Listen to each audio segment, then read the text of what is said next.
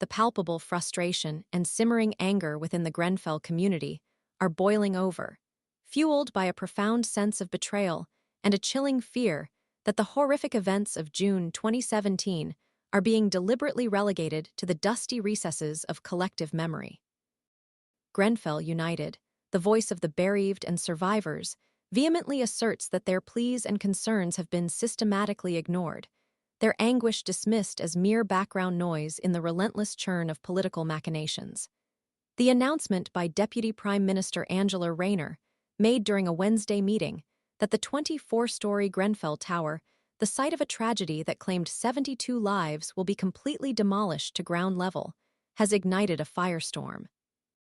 This decision, far from bringing closure, has served only to deepen the wounds of a community already grappling with unimaginable loss and a lingering sense of injustice.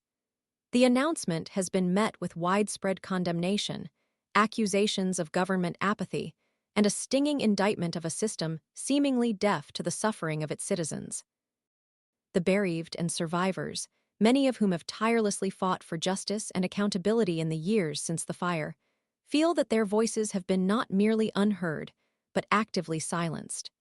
Their calls for a memorial that would serve as a poignant reminder of the lives lost and the lessons learned have been, they claim, brushed aside with a callous indifference that is both shocking and deeply offensive.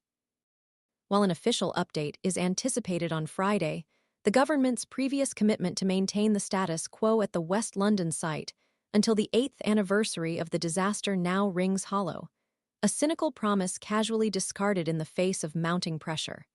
Maryam Adam, a survivor who was 3 months pregnant when she escaped the inferno that ravaged her building, ignited in a neighboring fourth-floor flat, poignantly articulates the collective sentiment.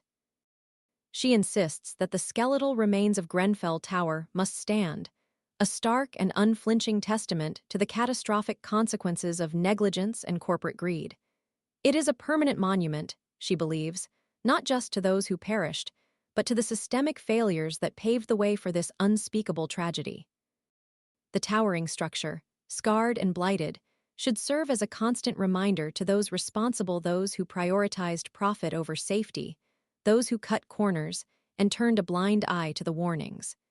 It should remain a visceral symbol of the collective failure that allowed such a devastating disaster to unfold. The damning conclusions of the Grenfell Tower inquiry, published last September, unequivocally laid bare the decades of systemic negligence on the part of central government, a shameful failure to curtail the use of combustible cladding. The report also highlighted the shocking levels of systematic dishonesty exhibited by multi-million-dollar companies whose products tragically fueled the rapid spread of the fire. These companies, motivated by profit, knowingly compromised safety standards, contributing directly to the catastrophic loss of life. The inquiry's findings paint a grim picture of a system riddled with corruption and a disregard for human life that is simply unacceptable. Separately, the ongoing consultations by the Grenfell Tower Memorial Commission underscore the community's determination to create a fitting tribute to the victims.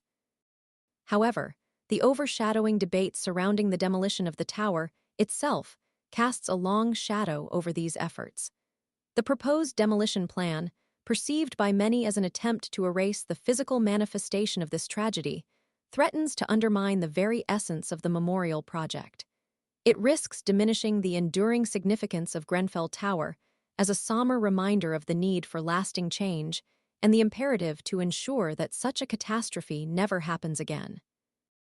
The fight for justice and accountability continues, fueled by the unwavering determination of a community grappling with grief, anger, and a deep-seated sense of betrayal. The demolition of Grenfell Tower, many fear, is not just the demolition of a building, but the demolition of hope itself.